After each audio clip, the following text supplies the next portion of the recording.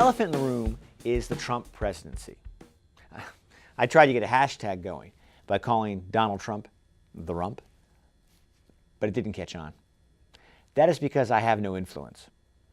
I was the victim of identity theft once, but after a couple of days, they gave it back.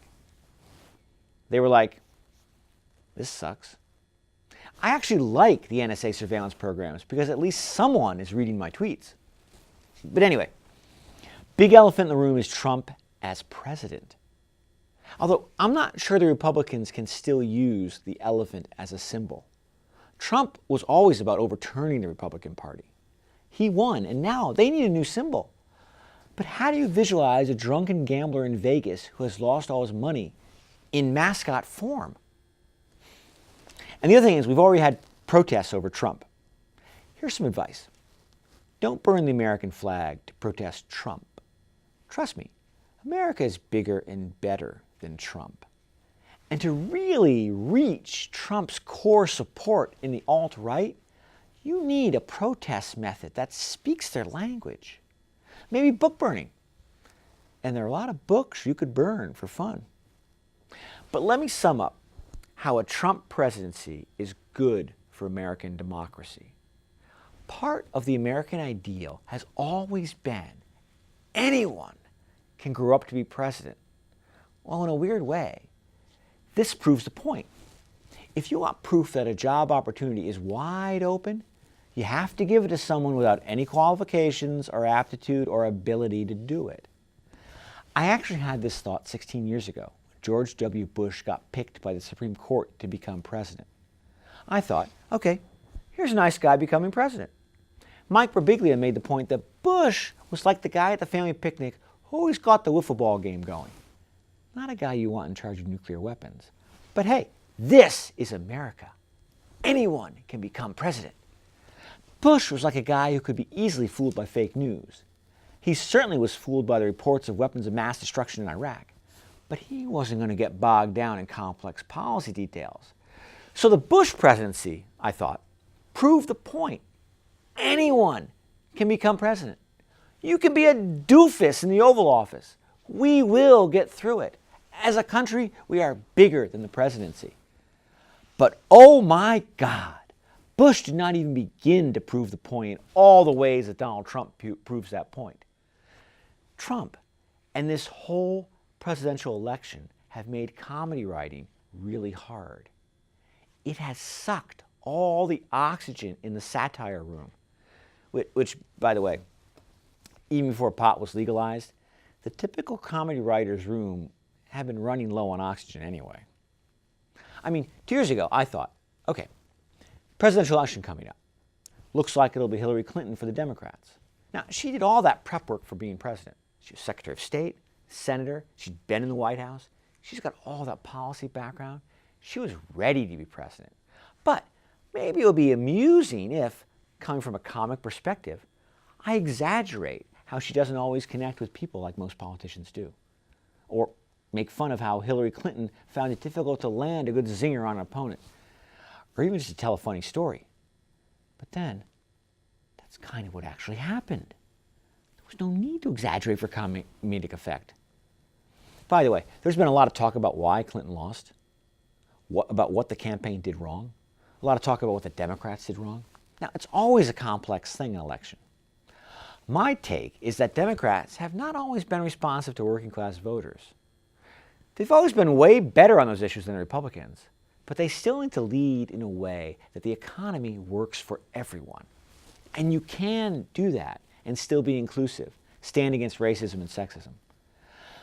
But maybe Hillary Clinton's problem is that she got too identified with the elites, with the rich, with the powerful. In some ways, maybe Hillary Clinton lost this election, even if by such a narrow margin in those 3 states. Maybe she lost when she started attending the weddings of billionaires in her spare time. It's possible that's the main lesson here. But let me get back to the death of satire. I don't know who the Republican president candidate was going to be in this 2016. I didn't know. But I thought I could write some jokes about whoever it was by just, again, exaggerating how they would say anything. They would totally ignore facts. They would say so many nasty things about their opponents. And I would maybe make up some jokes about outrageous behavior. Well, a funny thing happened on the way to writing all that comedy. I mean, this has been a train wreck that has been impossible to stay in front of.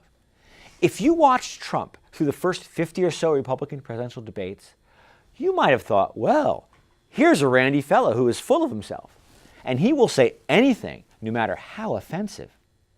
It's like he has an undiagnosed form of Tourette syndrome.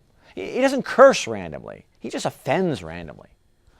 Now, at some point, if you take the sexual urges of a small-handed old man, combine that with a pure ego and undiagnosed Tourette syndrome, and sooner or later, Trump will brag about the size of his endowment on a presidential debate stage.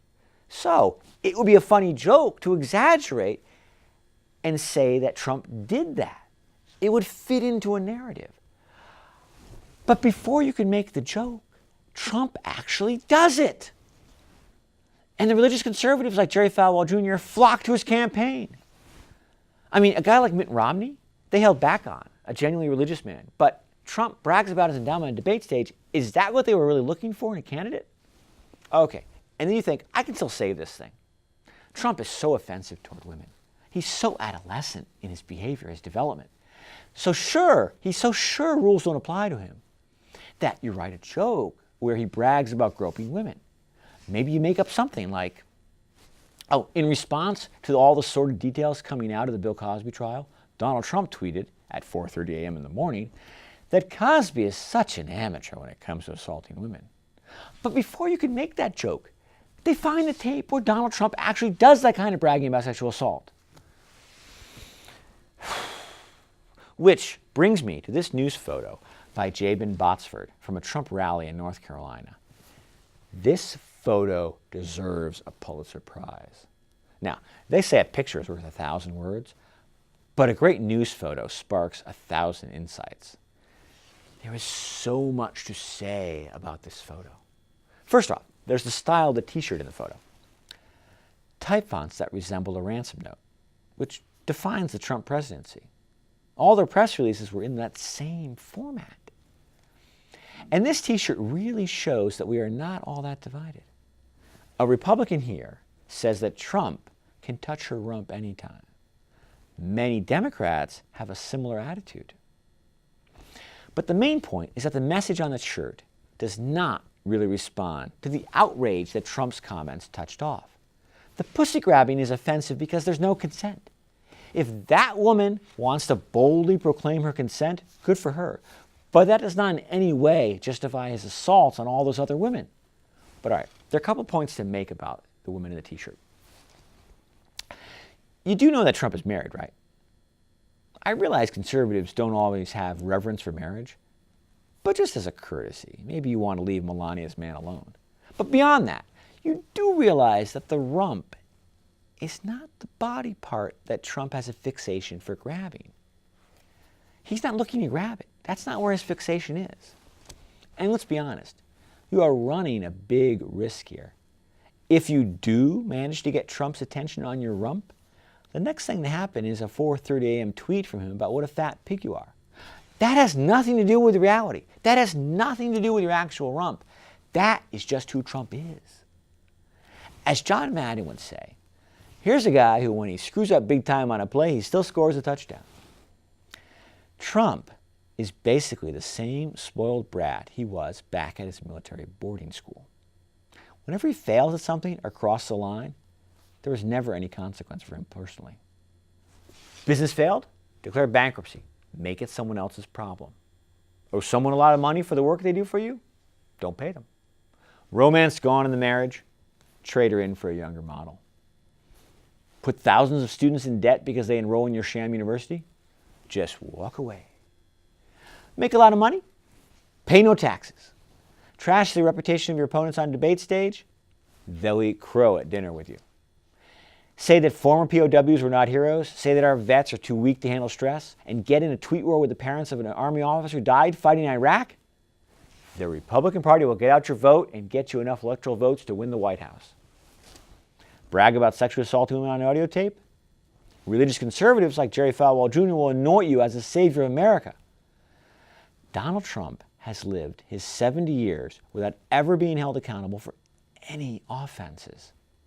And Trump has a rap sheet is long. It's as long as, well, I'll let Donald Trump tell you what his rap sheet is as long as. I'm sure he'd be happy to. Almost a year ago, Trump made the comment, I could stand in the middle of Fifth Avenue and shoot somebody and I wouldn't lose voters. Actual quote.